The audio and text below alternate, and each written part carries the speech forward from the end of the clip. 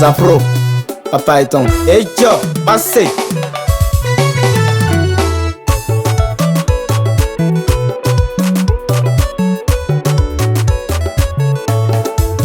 Si tu es seul, c'est compliqué. Mais demander noir, c'est compliqué. Et pour nous, le porno, c'est compliqué. Dame Jimmy, c'est compliqué.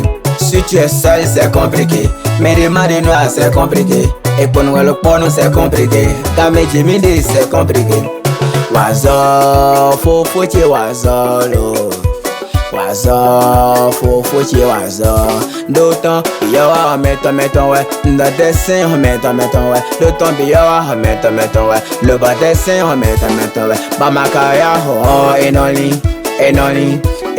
Bamakaya, bero, enoli. Gameno, aido, man. Enoli. Bamakaya, bero, enoli. Gameno, aido. Seul, c'est compliqué. Mais demander noir, c'est compliqué. Et pour nous, le porno, c'est compliqué. Dame Jimmy, c'est compliqué. Si tu es seul, c'est compliqué. Mais demander noir, c'est compliqué. Et pour nous, le porno, c'est compliqué. Dame Jimmy, c'est compliqué. Hando monnaie, ti mets ton donté.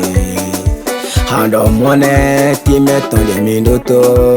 Malon malin, bono, oui, c'est bon, rondo, oui, Malon, bédé, nous, yéni, mondo, nous, oui, Malon malin, bono, oui, c'est bon, rondo, oui, Malon, bédé, nous, yéni, mondo, nous, oui, D'autant, amaya, oh, enoli. Bamakaya, oh, enoli. Gameno, aido. Seul, c'est compliqué. Mais demander noir, c'est compliqué. Et pour nous, le porno, c'est compliqué. Dame Jimmy, c'est compliqué. Si tu es seul, c'est compliqué. Mais demander noir, c'est compliqué. Et pour nous, le porno, c'est compliqué. Dame Jimmy, c'est compliqué.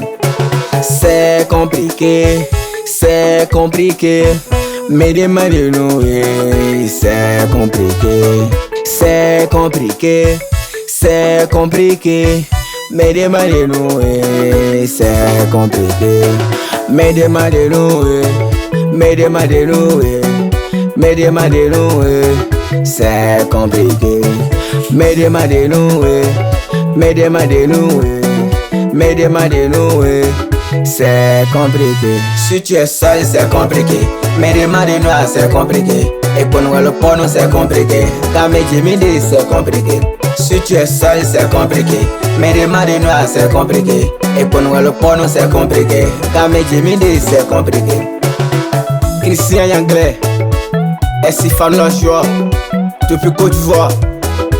Foro Dika, depuis Cotonou. Ibel 24, depuis Côte d'Ivoire. Fogotier, le transporteur. Dada Yasmino, Yangre, Isimoni, Denis Bossenton.